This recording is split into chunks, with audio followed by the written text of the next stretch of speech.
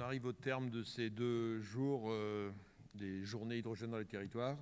C'est pas fini, puisqu'il y a encore les visites, et c'est assez prometteur, elles vont être très intéressantes. Je pense qu'on peut être satisfait de la participation. On me dit qu'il y a eu plus de 60 exposants, de l'ordre de 700 participants. Alors pas tous en même temps, mais en tout cas, il y a 700 personnes qui ont visité un jour ou l'autre, ou les 2 jours, ces journées hydrogène dans les territoires. Et ce, malgré un contexte, je l'ai dit en introduction, qui est quand même un peu délicat. Alors vous avez pu apprécier un certain nombre de sujets. Je ne vais pas être exhaustif, hein, je ne vais pas rappeler les différentes interventions, table ronde et plénière, mais on a quand même parlé du financement et des risques attachés au projet hydrogène, mais également de réglementation, d'acceptabilité,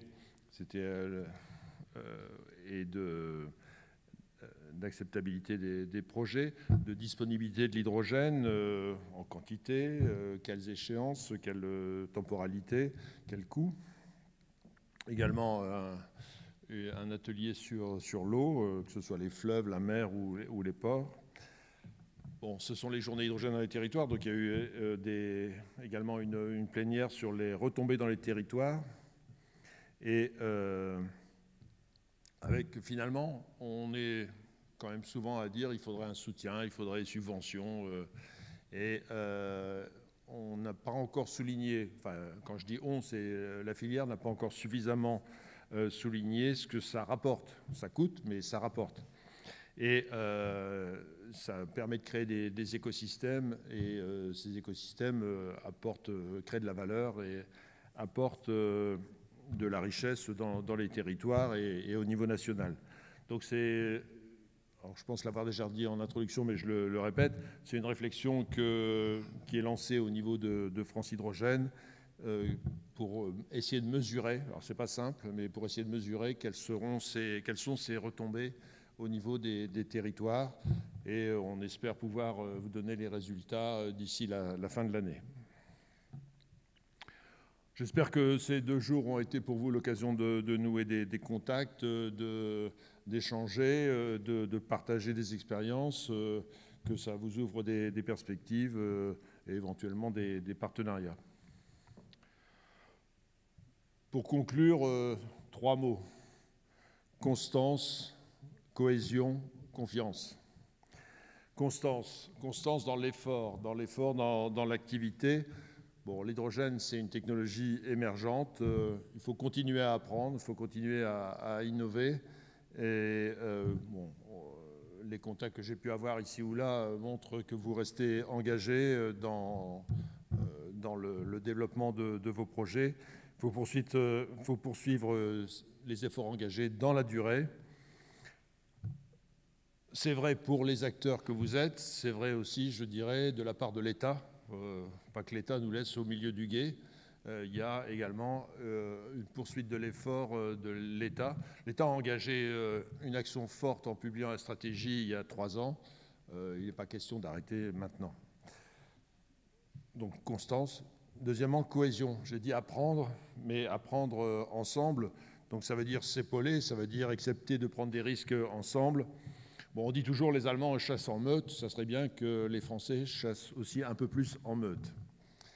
Et troisièmement, confiance. Alors, confiance entre nous et confiance de la part de l'État. Entre nous, ça veut dire développer j'ai dit ensemble, donc développer des partenariats. Ça exige de la transparence, ça exige de se parler franc. Et confiance également de la part de l'État, que l'État montre clairement qu'il a confiance dans la filière hydrogène et qu'il s'engage dans la durée. Je vais encore prendre un exemple en Allemagne. L'État s'engage, donne une garantie pour le développement des réseaux hydrogène en Allemagne. Donc ça veut dire qu'il y croit dans la durée. Donc continuons selon ces trois mots d'ordre, je dirais, constance, cohésion et confiance. Voilà, j'en dirai pas plus en termes de conclusion. Je voudrais à ce stade remercier tous ceux qui ont rendu possible le succès de ces deux journées. Alors, tout d'abord, l'équipe de la région Bourgogne-Franche-Comté, l'équipe de Catherine Ledet, et en particulier Geneviève Caminade, qui est le chef de projet hydrogène. Alors, je ne sais pas où est Geneviève, mais elle doit être là quelque part. Voilà, très bien.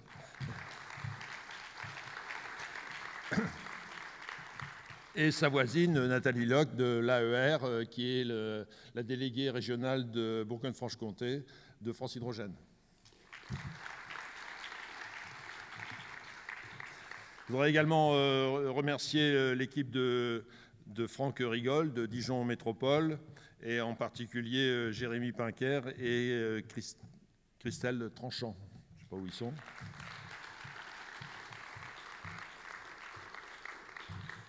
Et également l'équipe de France Hydrogène, et en particulier le pôle communication sous le leadership de Stéphanie. Je ne sais pas où est Stéphanie, voilà, elle est là. Et le pôle territoire avec Yann-Éric qui est là dans les premiers rangs. Yann-Éric est là.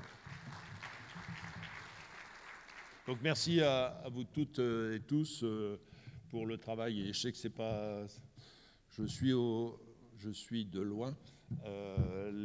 L'élaboration de ces journées, c'est toujours un travail de longue haleine et qui demande beaucoup d'énergie.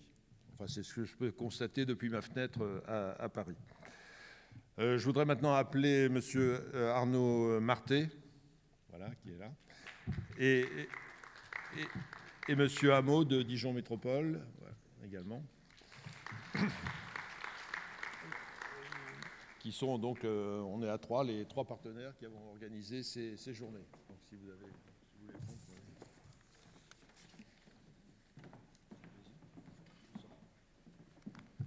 On se dit bonjour avec le président parce que je viens juste d'arriver. C'est souvent un peu cocasse d'être l'élu de service qui vient clôturer un événement auquel il n'a pas participé. Ça m'arrive quelquefois, vous me pardonnerez, président, des obligations tout autres n'ont pas permis de vous accompagner. Et quand je suis rentré dans la salle, j'ai eu l'impression qu'un peu c'était les derniers combattants d'un champ de bataille. Mais si je me comprends, quelque part, j'ai affaire en tout cas aux meilleurs d'entre nous. Donc merci d'avoir le courage de m'écouter encore quelques instants et puis de pouvoir faire ce petit mot de conclusion au nom du Conseil régional, même si vous avez eu l'occasion d'écouter quelques-uns de mes collègues et en premier lieu notre présidente de région qui a ouvert l'événement. Juste dire un petit mot. Évidemment, on a eu le plaisir de vous accueillir dans cette région qui est la région pionnière, on le dit souvent, majeure en matière d'hydrogène, notamment dans les mobilités. Et on s'en est fait longtemps une fierté. Et qui aujourd'hui aussi, avec ces nouvelles implantations, et on les a citées, McPhy, Nocel, Jenny, est aujourd'hui une région qui s'affirme aussi dans le paysage national et international et qui ne s'est pas contentée d'être une pionnière, mais aujourd'hui qui trace l'avenir de l'hydrogène dans le domaine industriel. Donc vous voyez, c'est une région évidemment pionnière, mais une région déterminée et convaincue du soutien à la filière et qu'elle incarne notamment dans sa feuille de route et son soutien à l'ensemble des industriels. Je parle d'industrie juste un moment parce que le thème qui était le vôtre croise aussi nos politiques. Une politique forte de réindustrialisation. Dans une des premières régions industrielles de France, il est important que les politiques que porte la région accompagnent la mutation industrielle de notre secteur économique, avec notamment un investissement fort dans l'emploi, avec des vraies transitions de l'emploi qui se situent au niveau régional, et aussi en direction de l'innovation. Et l'hydrogène est au cœur des filières d'innovation que soutient la région autour des pôles de compétitivité et l'ensemble de ses acteurs. Donc vous voyez qu'on était vraiment en concordance avec nos politiques, et notamment aux politiques aussi de décarbonation et de transition écologique, puisque la région accompagne l'ensemble de ces acteurs avec des politiques d'éco-socio-conditionnalité qui permettent de s'engager aussi dans une transition écologique très forte en accompagnant l'ensemble de ces acteurs. Et puis elle a un certain nombre d'atouts aussi, la région, en dehors de ses politiques phares, c'est aussi des atouts particuliers. On a évoqué tout à l'heure le dossier de Forvia, mais Forvia, Génie ou Inocel, ils ont été accompagnés par des SEM immobilières que l'on soutient fortement et qui sont un outil particulier d'accompagnement en fait, des acteurs de l'hydrogène quand ils souhaitent investir en région. Et ça, c'est un atout souvent qu'on nous envie aux côtés des territoires, des intercommunalités, de pouvoir accompagner les projets industriels. Et puis notre feuille de route, je le disais, va s'accompagner de nouveaux dispositifs très prochainement, puisque la prochaine Assemblée plénière nous verra voter un nouveau dispositif sur les flottes automobiles d'accompagnement pour les acteurs. Ensuite, je ne peux pas ne pas conclure sans évoquer aussi notre événement, puisque ça passe aussi par de l'événementiel, et donc notre forum hydrogène à Montbéliard, qui aura une forte orientation marché et business, et qui vous permettra, si vous ne le connaissez pas, de visiter, de comprendre l'écosystème du Nord-Franche-Comté, qui est à l'émergence de cette filière hydrogène en région, et qui vous permettra d'être accueilli en Nord-Franche-Comté et de découvrir tout cela. Et puis je terminerai évidemment sur la question des compétences. Vous savez que la présidente porte fortement l'école de l'hydrogène en région avec le dépôt d'un AMI CMA, on vous en avait parlé tout à l'heure. Elle a la volonté d'accompagner la filière avec des fortes actions de l'hydrogène. Vous voyez qu'on a une construction d'une complète chaîne de valeur performante et structurée qui est engagée vers l'avenir et de la filière de l'hydrogène. Et je voudrais juste, pour être vraiment très concis, remercier et reprendre à mon compte les remerciements de l'ensemble des organisateurs et tous ceux qui ont fait de cet événement une véritable réussite en région. Merci beaucoup.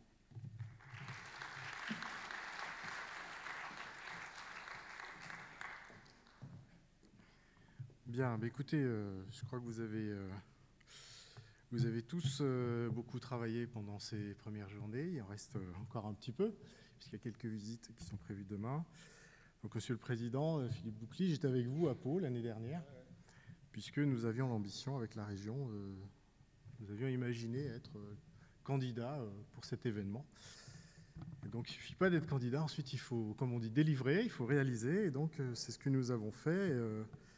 Avec, j'espère, c'est vous qui nous le direz, on ne peut pas se satisfaire de soi-même, j'espère que vous voilà, que vous avez vu des choses intéressantes, que vous avez noué des contacts et des partenariats et que tout ça vous est utile dans ce que vous faites en termes d'innovation, en termes de business et en termes de prospective.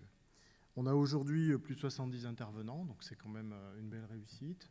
Demain, il y a encore 6 visites à Longwy, à Chenauve, à Dole, puisque nous sommes dans une logique d'alliance de territoire au sein de cette région. Et évidemment, nous avons dans ces journées beaucoup de partenaires dans cette édition, la 11e édition, et je souligne nos partenaires vraiment premium, le groupe Keolis et le groupe Suez qui nous ont accompagnés. Vous avez pu voir, parce que c'est ce qui a été dit tout à l'heure sur la table ronde, j'ai bien aimé cette table ronde parce qu'elle mixait finalement tous les enjeux qu'on a. On a des enjeux d'acceptabilité de ce qu'est l'hydrogène et de ce qu'elle peut produire. Et avec un défi qui est comme, pour moi qui suis en charge des sujets autour de la Smart City, c'est comment on rend visible un projet invisible. Et là, il y a quelque chose à réfléchir. Et du coup, le petit film de la start-up Foxar de Keolis, je vous recommande de le voir, il est intéressant. J'espère que hier soir, ça s'est bien passé. Enfin, moi, j'y suis passé un petit peu court de barre. Et que vous avez vu que non seulement nous sommes dans l'innovation, nous sommes une terre d'innovation, mais aussi une terre de tradition. Et que nous avons l'excellence dans l'innovation, mais aussi l'excellence dans la tradition, notamment la gastronomie et les vins.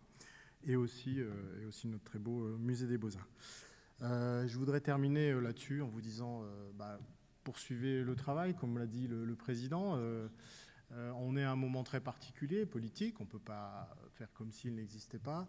Mais ce que je crois, c'est que la question de la décarbonation, la question des enjeux climatiques, la question de ce que nous avons à faire, pas pour nous, mais pour nos enfants ou nos petits-enfants, est bien plus grande que cette semaine qui va se passer, qui va être un peu bizarre.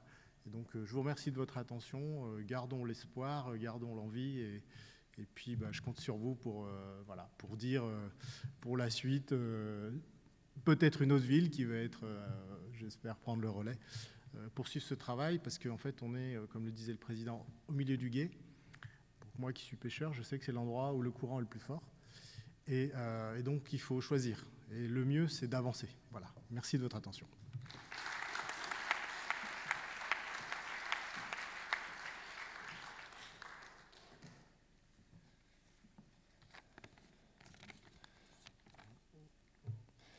Maintenant, il faut penser à la prochaine étape.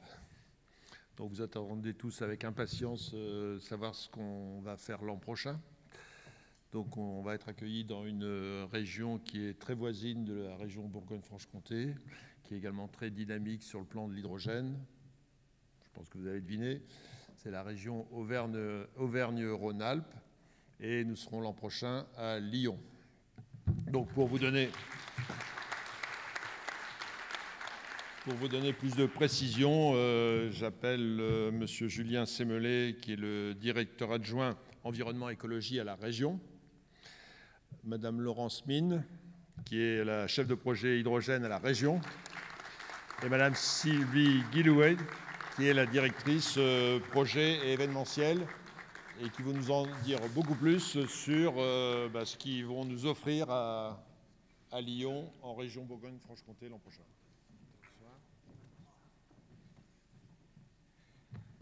Bonsoir à tous. Donc on va faire très court. On est venu à 3, c'est pour montrer un peu notre enthousiasme. Et je vais d'abord excuser quand même les élus de l'exécutif régional, parce que, et en premier lieu, le président Laurent Wauquiez et aussi le vice-président Thierry Kovacs, qui devait intervenir hier, qui est donc vice-président à l'environnement et à l'écologie positive. C'est vrai que la situation actuelle, la campagne électorale les occupe beaucoup. En tout cas, nous, on est très honorés, très fiers d'être désignés pour organiser ces journées l'année prochaine, donc à Lyon, certes. À Lyon, je dirais même à l'hôtel de région, à Lyon, à Confluence. Pour nous, c'est pas finalement, j'aurais presque qualifié ça d'un aboutissement, mais non, c'est pas un aboutissement. C'est plutôt une étape, presque une étape naturelle. Pourquoi ? Parce que, alors c'est vrai que tout le monde dit qu'on est pionnier, enfin tout le monde se qualifie de pionnier. Je pense qu'on est plusieurs régions à être pionniers. Et en tous les cas, en 2018, nous, on avait commencé à porter, et on a porté un projet qui s'appelle Zero Emission Valley, qui n'est toujours pas terminé, qui était finalement, effectivement, un moyen de commencer à mettre un pied dans l'hydrogène, notamment dans la mobilité hydrogène. Et nous avons continué, nous avons pu fédérer un certain nombre d'acteurs autour de ce projet, et plus largement, pas uniquement sur la mobilité hydrogène, mais également sur toute la chaîne de valeur de l'hydrogène, donc également sur tous les enjeux de décarbonation. Et ces acteurs, qui étaient déjà très présents en Auvergne-Rhône-Alpes, ils ont aussi soutenu notre candidature. Je ne vais pas les citer là maintenant, parce qu'ils sont au moins plus d'une trentaine, et puis j'en ferai des jaloux si j'en cite quelques-uns. En tout cas, ils seront présents à nos côtés pour organiser ces journées. Et j'espère qu'on pourra vous présenter des choses très concrètes aussi, des vrais projets aussi sur les territoires. On aura des visites. J'espère qu'en tout cas que cette session sera prometteuse et riche. Et j'en profite quand même parce qu'on est venu à plusieurs. J'ai parlé, mais Laurence Mine, je pense que pour la plupart de vous la connaissez. Donc elle est chef de projet stratégie hydrogène, mais vous ne connaissez pas Sylvie Guillouet, qui sera un peu notre cheville ouvrière, notre organisatrice. C'est elle qui va piloter l'organisation de ces journées l'année prochaine. Donc voilà, vous serez peut-être aussi amenés à discuter avec elle, à échanger avec elle. En tout cas, on vous invite tous. J'espère plus que toute la salle ici, mais on vous invite tous l'année prochaine à Lyon, hôtel de région. Ça sera le quartier Confluence, qui est quand même un quartier qui est à la croisée des chemins, croisée de deux fleuves, le Rhône et la Saône.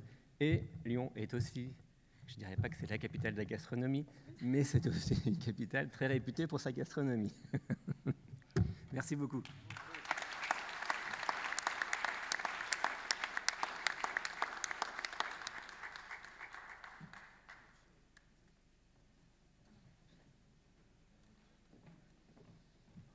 Et bien donc à l'année prochaine et bonne fin de journée.